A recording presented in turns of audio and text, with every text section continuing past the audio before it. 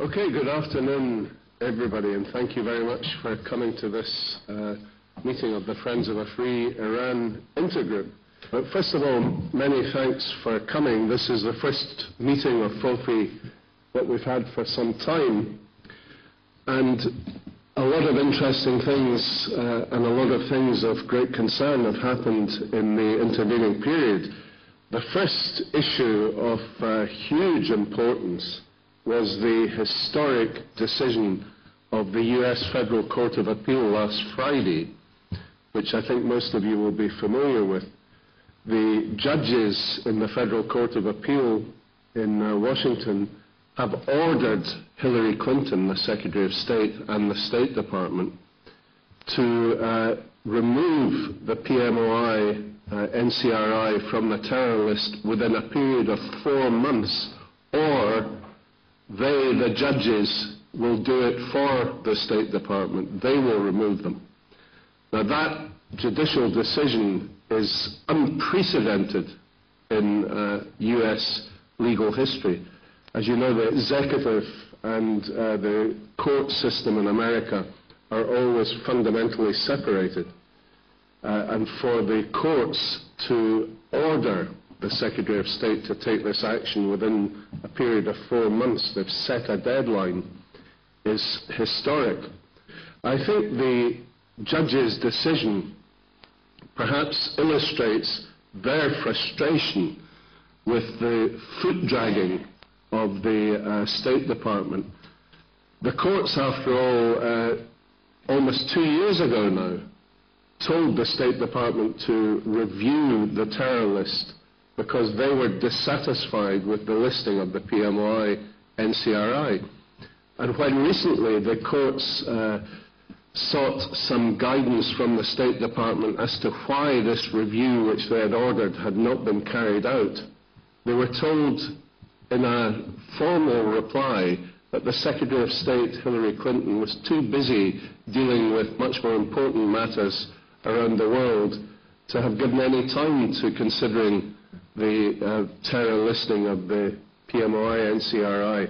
That was clearly a ludicrous response and not worthy of that department. But this, has become a bit of a Clinton project. It was, after all, President Bill Clinton who listed the PMOI NCRI on the US terror list in the first place. Having built a dossier based on his aim of appeasing the mullahs in Iran, and at their direct request, he prepared a dossier in the State Department based on absolute lies, distortions, and untruths supplied to him by the Ministry of Intelligence in Iran, by the mullahs themselves. And of course, the minute it became State Department policy, legions of young, eager State Department officials in suits then became absolute advocates of the truth of this listing. It was as if it was the word of God, it was Holy Writ. And many of us in this room have met these people on many occasions, and we've heard their determination. They repeat all these lies as if it was the absolute truth of God. Well, of course, in due course, the listing of the PMOI spread across the Atlantic and was picked up by Tony Blair's government in the UK, and they were listed on the UK blacklist. Then the UK applied to the EU to have them listed on the European blacklist, and it took considerable time, years, and huge amounts of resources by all of us to get the UK courts to unravel this situation, to delist them from the UK terror list, and then on application to the ECJ to have them delisted in the EU. And when the whole house of cards began to tumble, and we were able to see the evidence on which this listing had originally been based, which the judges in the UK themselves described as perverse, it became obvious what an injustice this had been. And I really want to thank Tuna and Paolo Casacca and many, many other people in this room and elsewhere who courageously stuck their necks out at a time the PMOI were listed as terrorists and said, "We demand justice. These people are not terrorists. This is based on lies and untruths." And the courts have now listened and upheld that ruling. And I hope in due course and very soon they will be delisted in the US, because until they are, it gives an excuse to Nouri al-Maliki and his government in Iraq to continue the repression of the 3,200 men and women, innocent, unarmed men and women, who have been based previously in Camp Ashraf. 2,000 of them are now in Camp Liberty.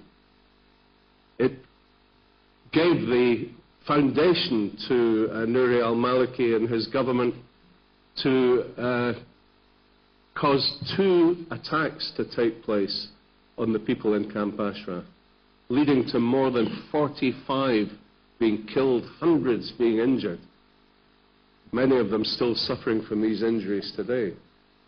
And it allowed Nouri al-Maliki and his government to perpetrate psychological torture with the loudspeakers blaring propaganda day and night.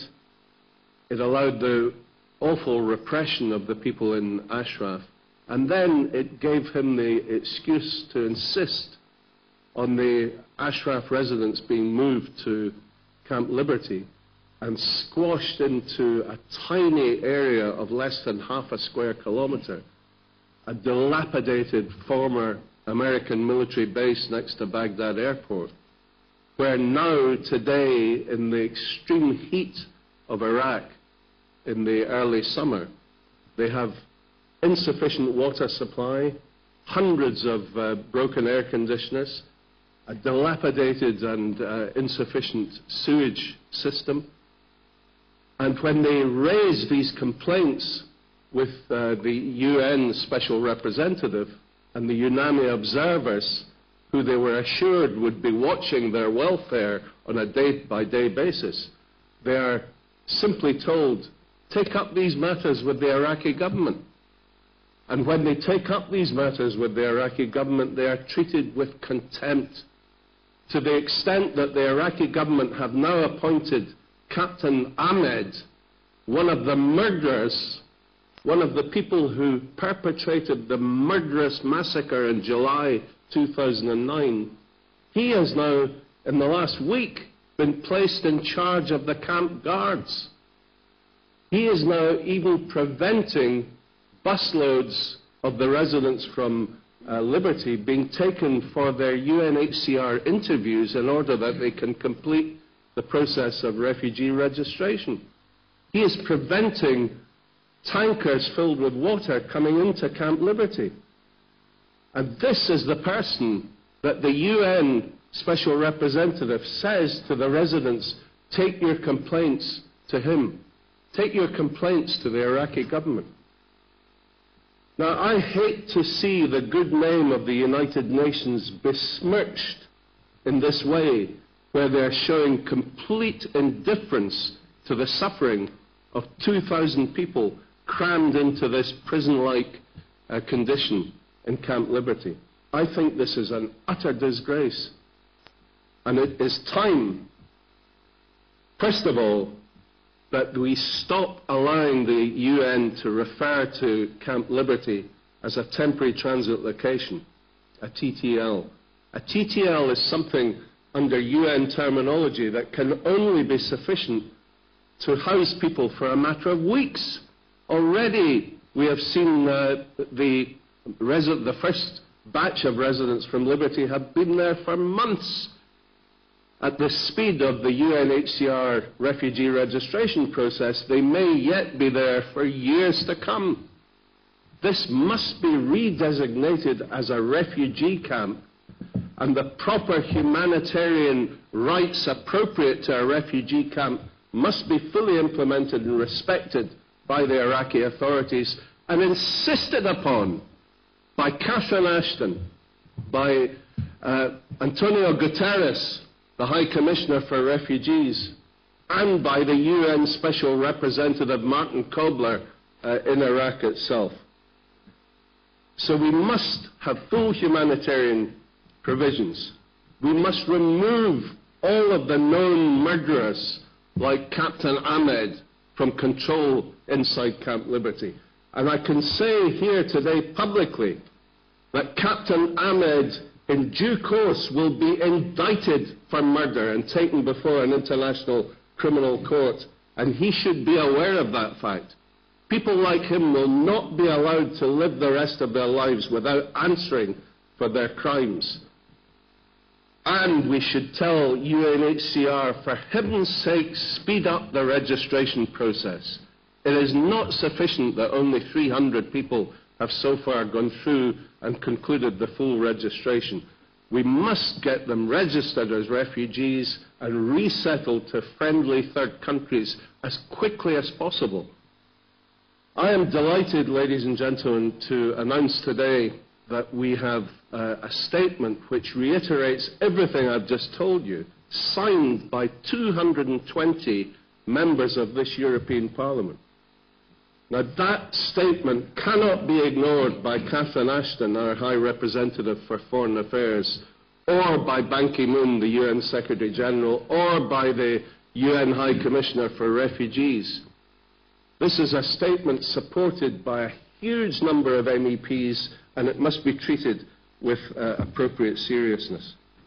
We must never forget that the mullahs in Iran are the real terrorists.